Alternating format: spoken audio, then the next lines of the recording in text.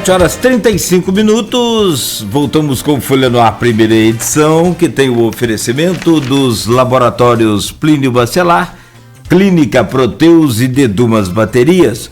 Eu trago o bom dia e nós temos sempre o prazer e honra, renovados sempre, né, com a presença do Orlando Portugal aqui no nosso programa, como empresário, como presidente da CDL e agora como...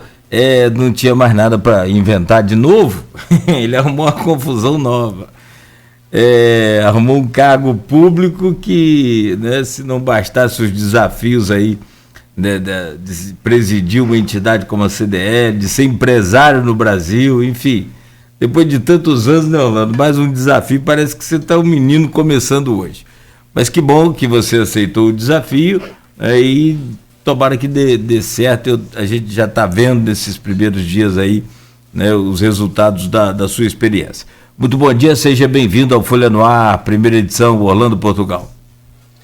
Bom dia, Cláudio, bom dia, Arnaldo, bom dia a todos os ouvintes da Folha FM. É um prazer estar aqui, sempre, tá? Pelo respeito que a gente tem ao Grupo Folha da Manhã. E como você falou de desafios, Cláudio, a vida é feita de desafios, né? E os chamamentos, muitas vezes a gente não nega o chamamento, em função de ter nascido nesse município, aqui ter empresariado, formado família, né? E entender que se a gente pode contribuir com o município de Campos dos Goytacazes, pode ter certeza que o Orlando Portugal vai estar lá. Independente de onde for, do local que for, nós vamos estar lá. Eu acho que essa é a nossa missão. A vida nos deu a oportunidade de estudar, de se capacitar e de levar, ter um bocado de poeira na mochila aí, né? Então nós estamos aí sempre à disposição para novos desafios. Orlando, eu queria começar falando com você, mais como empresário do que como presidente do Fundecam. A gente sabe da crise econômica que o país passa, uma recessão desde 2014, aquela eleição que não acabou, né, quando a Aécio não reconheceu aquela derrota para Dilma e veio o processo de impeachment, veio o Temer, e aí quando parecia que ia estabilizar, veio a JBS com aquelas delações, e aí depois veio a eleição de 2018 conturbada e o cenário não melhorou muito. Parecia que ia melhorar um pouquinho em 2020, aí veio a pandemia. Então, assim, como o comércio está se desdobrando dentro das possibilidades para se manter de pé nesse período de pandemia? Olha, Arnaldo, é muito difícil você falar com o empreendedor que ele tem que ficar em casa, né? Que tem que fechar o negócio dele, que ele não pode ir para a rua, até pelo próprio espírito empreendedor, ele quer abrir o seu negócio todos os dias, né? Se possível for dia e noite, porque é a vida dele, né? Mas o que a gente entende, Arnaldo, é que tem um momento que tem que dar um freio de arrumação, tá? Se você me perguntar se eu concordo ou não concordo com o lockdown, eu não vou te dar resposta nenhuma, até porque essa decisão é uma decisão da ciência, né? Que muitas vezes também não sabe muito o que fazer, né? Mas eu sou de um pensamento que a sobrevivência financeira é de fundamental importância, mas a vida tem uma importância muito maior do que tudo, né? Mas acredito que o comércio, ele não é o responsável pela propagação do vírus. Não, eu tenho certeza disso. Dentro dos protocolos que o comércio hoje vem atuando, só para você ter ideia, Arnaldo, eu fui ter o primeiro caso de Covid nas minhas empresas em novembro do ano passado. Tá? De 46 funcionários, eu tive um em novembro do ano passado. E aí, esse ano agora, é que eu peguei e mais 2 funcionários pegaram também o vírus. Mas aí eu estou com saldo ainda de 42 funcionários, dos 46, que não pegaram Covid. E olha que nós somos farmácia. E todos os doentes, todos os portadores do vírus vão lá comprar medicamentos, né? Mas isso é o quê? Isso é protocolo. E o comércio em geral, no centro da cidade, a gente tem vários companheiros lá, eles seguem o protocolo de uma maneira muito correta, tá? E a gente vê e sente muito quando muitos estão passando muitas necessidades.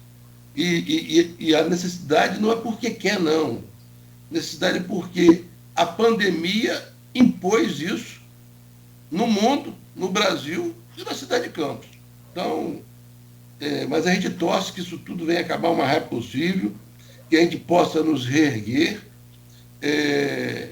Nos cabe, dentro dos braços que a gente tem, fazer o socorro necessário e possível, né? Porque o necessário nunca é possível porque a gente quer. Mas eu acredito no segundo maior empregador de Campos, que é o comércio, tá? Acredito também que não existe comércio sem banco. Você pode ver aí como foi na semana aí agora. Não existe comércio sem banco, porque as pessoas não vão ao centro, não circulam. É uma realidade. Se você pegar um resultado de um dia que tem sistema bancário e o dia que não tem sistema bancário, você vai ver a grande diferença no ticket médio, vai ver a grande diferença no resultado do dia, tá? Agora, eu particularmente, né, os bancos, como ganham muito dinheiro, infelizmente no Brasil é assim, né? Eu acho que teria que ser um pouco mais diferente. A gente vê nos resultados semestrais, anuais, dos balanços. Mas eu acho que o banco tinha que funcionar 24 horas, de maneira que as pessoas pudessem escolher a hora e o momento de ir para o banco. Infelizmente, a gente passa em frente aos bancos 6h30, 7 horas da manhã, já tem lá uma fila de 10, 15, 20 pessoas. Então, nós também não podemos criticá-las, porque elas necessitam fazer as suas operações financeiras, receber suas aposentadorias, fazer seus saques de recursos, tá? Para a própria sobrevivência. Tá? Mas o que a gente vê hoje, muitas vezes, é um atendimento engessado das agências bancárias, porque abre às 10 e fecha às 14.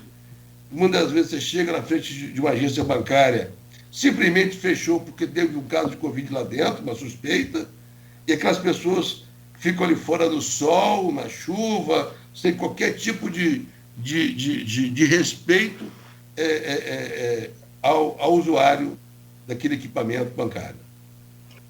A abertura de bancos a gente enfrenta, sobretudo, essas filas maiores, né, em períodos de pagamento de algum tipo de auxílio, como foi o caso do auxílio emergencial, que voltou aí em um novo modelo. O seu setor de farmácia, como empresário, é um setor que não fechou, é um setor que, inclusive, segundo algumas perspectivas no campo nacional, que falou que é a realidade da sua empresa, teve até alguns tipos de crescimento, mas a gente sabe que você, como representante de classe, conversa com outros empresários de outros segmentos também. Orlando, esse auxílio emergencial, o quanto que ele foi importante para a roda da economia, mesmo que tenha rodado mais devagar, não parar? Olha, o auxílio emergencial que você fala é em relação ao município, não é isso? Não, o auxílio emergencial federal, aquele de Federal. R$600. Tá, olha só. Foi uma injeção de recurso importante dentro dos resultados do comércio como um todo. Mas quero dizer para você o seguinte, embora a gente veja um resultado positivo para as farmácias e drogarias, em função até da pandemia, mas não é bem a realidade, não. Porque quando você não tem uma circulação de recursos e falta obras de investimento, infraestrutura, que geram empregos e pagam salários semanais, mensais, a roda gira. Porque se você parar para entender, o Arnaldo, Cláudio, todos os nossos ouvintes, uma compra de R$100 ela roda 7 vezes. Eu recebo dinheiro, eu pago o fornecedor paga a indústria paga ao transportador, o transportador compra combustível, e é uma roda. É uma roda. Tá? Então, quando você não vê esses R$ 100 entrando, esses R$ 100 circulando, tá? E muitas vezes, dentro dessa cadeia produtiva, ele vai parar na mão de alguém que vai falar assim, não, esse eu vou guardar. Aí, fechou, parou a roda. Tá? Agora, você foi meu... a questão emergencial, do recurso emergencial dado pelo governo federal para as pessoas foi de fundamental importância, porque manteve, de uma maneira significativa, a sobrevivência natural da população mais carente. Tá? E, de contrapartida, grande parte desse recurso chegou ao comércio. Com certeza chegou ao comércio. Uns compraram produtos de subsistência, alimentação, medicamento, tal, pagou uma luz emergencial, uma água emergencial, mas alguns também compraram celular, compraram roupa, né? Então a coisa acaba abrangendo de uma maneira como todo o comércio local. Mas foi de fundamental importância. E sinto que hoje o novo valor estipulado vai ficar muito aquém da necessidade, tá, de sobrevivência da população que realmente precisa desse investimento, desse recurso. Certo, Orlando, eu falava que eu e Nogueira entrevistamos recentemente o Marcelo Mérida, que é secretário hoje de Desenvolvimento Econômico da Prefeitura, e falava com ele. A classe empresarial ela foi prestigiada de alguma forma no governo Vladimir quando leva para dentro de cargos importantes. O próprio Mérida, né, presidente da Federação das CDLs, e você, que era presidente da CDL. Em um momento delicado como esse, de muita discussão, de reunião de gabinete de crise, em que você já pontuou aqui que a decisão de lockdown deve ser da ciência e deve ser respeitada, mas o quanto é importante a participação de pessoas de destaque na classe empresarial nesse tipo de discussão, mesmo que de longe você tenha acompanhado isso ou você tenha uma participação efetiva? Olha só, na realidade, essa participação ela é feita mais pela Secretaria de Desenvolvimento Econômico, que é o Marcelo, que é um excelente quadro. Ele vem, inclusive, no organograma, eu sou o FUDECAN subordinado à Secretaria de Desenvolvimento Econômico, né? Então, mas o Marcelo é muito antenado. Ele não pode dizer para você que ele é uma grande surpresa na área de desenvolvimento econômico, porque ele tem uma estrada muito bem feita, né? Ele sempre foi muito assertivo. E o que mais me impressiona é a capacidade que ele tem de aglutinar pessoas em torno dele. Tá? Então, nós hoje temos a Secretaria de Desenvolvimento Econômico com várias subsecretarias.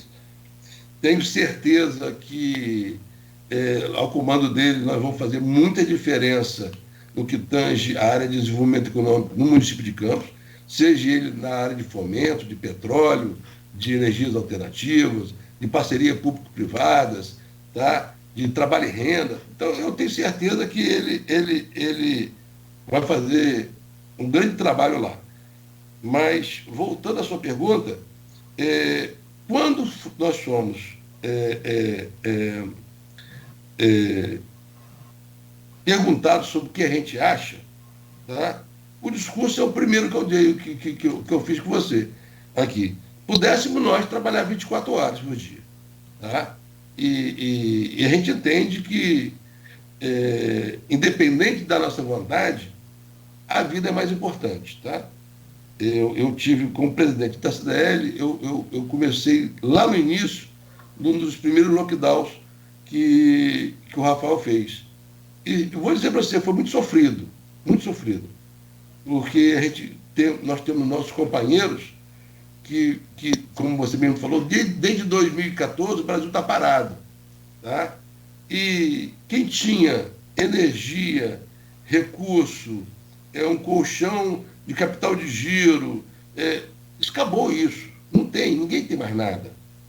Ninguém tem onde botar mais. O Pronamp, por exemplo, foi uma linha de crédito criada pelo governo federal que muitas poucas pessoas conseguiram pegar. Tá? Então, por que não conseguiram? Porque muitos já estavam assim, endividados, já estavam negativados e não tiveram condição nenhuma de ter acesso ao Pronamp. Infelizmente, tá? Mas a gente acredita que o governo federal, e como a exemplo do governo municipal, ele tem que fazer não o impossível, mas o possível para tentar amenizar de alguma maneira, tá, o impacto que houve em cima da classe empresarial. E quando eu falo classe empresarial, vai desde o CPF ambulante, né, o ambulante que é com o CPF, até a grande empresa, até o grande empresário, porque todos estão passando dificuldade e todos estão em busca de um resultado onde a sobrevivência mantém emprego, mantém pagamento de impostos, mantém uma estrutura de funcionamento do próprio município. Então, é de fundamental importância que haja aí sempre um diálogo importante entre o Executivo e seus secretários, e isso acontece. O prefeito Vladimir, ele tem a capacidade de diálogo muito, muito fácil. Tá? Então, sempre que a gente tem oportunidade, sempre que há o chamamento, nós estamos sempre presentes, estamos dando a nossa opinião, tá? Até porque o amém é na igreja, né? Então, se nós fomos chamados para que a gente possa dar as nossas opiniões, elas podem prevalecer ou não, mas são as nossas opiniões dentro da vivência que a gente tem de mercado e de setor produtivo. Orlando, tem um ponto aí, se Nogueira tiver alguma pergunta, pode. Eu não estou te vendo direito, Nogueira, mas é só você falar aí, que normalmente eu vejo quando você mexe no fone e eu abro, paro de falar, mas aqui está travado para mim. Mas essa questão da arrecadação do município é um ponto que eu sempre bato aqui. Nenhum prefeito em sã consciência, nem com Rafael no ano passado, nem com Vladimir agora, nem em qualquer outro município, vê como positivo fechar o comércio, até porque ele sofre esse impacto também. Ele cai a arrecadação, né, deixa de receber impostos em dia. Então, assim, é negativo para todo mundo. Se circula menos recurso na cidade, isso reflete na prefeitura, inclusive com o aumento de programas assistenciais, mais pessoas necessitando dele. Então, assim, será que isso já está bem compreendido também pela classe empresarial, ou aquele tipo de discurso de que é um movimento para prejudicar o comércio ainda existe de alguma forma? Arnaldo, para você entender, é por isso que eu falo que o lockdown ele vem da ciência, né? Alguns locais deram certo, outros não deram certo, uns falam de uma maneira, outros falam de outra. É uma maneira de evitar aglomeração, tá? Então, isso é ciência. Mas você pode ver o seguinte, como que será que o Executivo quer fazer lockdown? Claro que não. Se o Executivo fecha as lojas comerciais, a participação de ICMS cai. Porque se eu não compro, eu não gero ICMS. Se eu não vendo, eu não gero ICMS. Então, o município que tem uma participação de ICMS junto ao governo do Estado não vai receber. Se eu emplaco o meu veículo, mas eu não tenho um recurso para pagar, eu vou ficar com o IPVA atrasado. Se o IPVA está atrasado, o município não vai receber recurso. Tá? Em contrapartida, tem os impostos municipais. Se eu não pago o meu IPTU, o município não recebe. Se eu não pago a minha taxa de localização, minha renovação de funcionamento, o município o município também não recebe. Então, não dá, em sã consciência, qualquer cidadão campista que tenha uma capacidade de raciocínio um pouquinho melhor, ele vai entender o seguinte, que o comércio prejudicado é sim, claro que é, mas somos todos nós saindo prejudicados, todos, sem exceção, inclusive o próprio governo municipal. E como que você, dentro de uma pandemia, com necessidade de comprar tantos insumos hospitalares, como que você vai comprar se você não tem recurso? Então essa balança, Arnaldo e Cláudio, e todos os nossos ouvintes, essa balança é uma balança de muita responsabilidade, e aí eu volto a falar, nem tão o céu, nem tão da terra. Tem que ter uma estabilização no meio do caminho aí, para dar oportunidade para que a sobrevivência aconteça. Tá? Isso é de fundamental importância. Porque mais um lockdown, ou mais 2 lockdowns, mais uma semana, mais 2 semanas, eu não sei o que pode acontecer economicamente com o nosso município. Mas, de contrapartida, se não acontece, como que fica a vida dos nossos munícipes? Então, você fica entre a espada, né? E você não sabe. E aí, por isso que eu falo, quem tem que decidir é a ciência. Quando você me fala aí agora dos 500 e tantos casos de ontem para hoje, nas últimas 24 horas... 48. Nas 48 horas, Perdão. Né? E graças a Deus, só 5 óbitos. Eu passei os últimos 8 dias dentro de uma unidade hospitalar, com a minha esposa com Covid, que não estava bem, e eu também estou saindo de uma Covid agora. É assustador. É assustador. É assustador quando você fica dentro daquele quarto fechado, isolado, com uma porção de soro na veia, medicamentos, antibióticos, vitaminas e outras coisas mais, e com a máscara de oxigênio 24 horas. Então, se você me perguntar se eu quero manter minhas lojas abertas ou ter o oxigênio para respirar, vou ser sincero a você, eu quero respirar. Por mais que a gente saiba que é sofrido. Porque, sabe, eu sempre falo, o Arnaldo, Cláudio, o mais importante para o ser humano, para ter entendimento, é quando ele se coloca no lugar do próximo. Se coloca no lugar do próximo. Você vê, o comércio fechou. Se coloca no lugar daquele empresário que está com o seu negócio fechado, que sabe que tem 5, 6 bocas que respondem, que trabalham com ele ali, que vão levar dinheiro para dentro de casa para alimentar mais 2, 3, 4 bocas dentro de casa.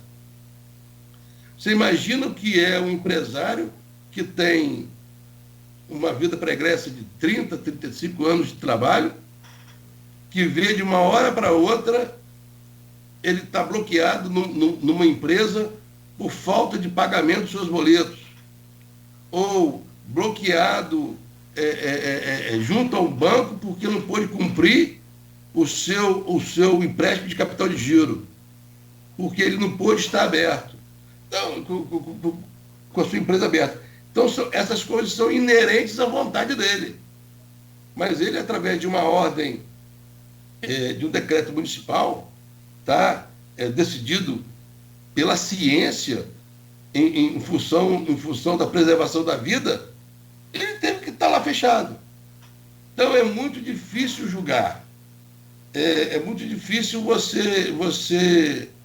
você avaliar isso faz bem a quem? Isso faz bem a ninguém, isso faz mal a todo mundo, inclusive ao governo municipal. Sim. No próximo, a gente já está na hora do intervalo, né, Nogueira? Mas eu queria deixar só um gancho para o próximo bloco. Antes da gente falar de possibilidade de linha de crédito, aí entrando na sua função como presidente do Fundecam, eu queria deixar como um gancho para a gente falar sobre a questão de suspensão de impostos, seja ele por parte federal, estadual, municipal, o quanto isso aconteceu ou deixou de acontecer e o quanto isso poderia ajudar a classe empresarial. Deixa só o gancho, né? A gente formula a pergunta no próximo bloco, Nogueira. Perfeito, claro. Bom, são 8 horas em Campos. Orlando, 30 segundos, eu não sei se dá para avaliar. Até aqui, o que você acha que foi mais injusto nessa pandemia com relação aos empresários, microempresários. Hoje você está de um outro lado do balcão, antes você estava de outro lado. Eu estou dos dois lados. Na verdade você tem que atuar de um lado e do outro, né? Que você é empresário ainda, não deixou de ser, e também é integrante da CDL. Né? Isso. E aí, o que você acha que foi mais injusto nesse um ano de pandemia, mais de um ano de pandemia declarada aí? Olha, Cláudio, eu gostaria de falar o seguinte: o mais injusto em toda essa situação aí é a incapacidade de todos os órgãos de saúde do mundo de não saber, não ter conhecimento de como combater algo tão terrível como a Covid. A partir daí, tudo que aconteceu foi por iniciativas com o objetivo de dar certo, tá? Penalizou a uns, beneficiou a outros? Não. Eu acredito que penalizou todo mundo, tá? Então, eu deixo que a maior marca que a gente teve desde que começou essa pandemia é a falta de informação e a falta de conhecimento com que nós estamos lidando, que a gente não sabe. E hoje nós já temos outras variantes da própria doença, tá? E que nós também continuamos não sabendo como lidar com ela. Tá? Então, esse eu acho que é a grande questão da sua pergunta aí. Principalmente no início, e hoje ainda não, né, melhorou, mas no início realmente houve uma confusão muito grande, uma hora usa máscara, outra hora não usa, e aquela história toda de desinformação realmente foi muito complicado. Isso oficialmente falando, fora as fakes ainda, que são, né, um tormento na vida de qualquer um. 8h02, um rápido intervalo, oferecimento dos laboratórios Plínio Bacelar, Clínica Proteus e Dedumas Baterias. Voltamos em instantes com o Orlando Portugal ao vivo aqui no Folha no Ar, primeira edição.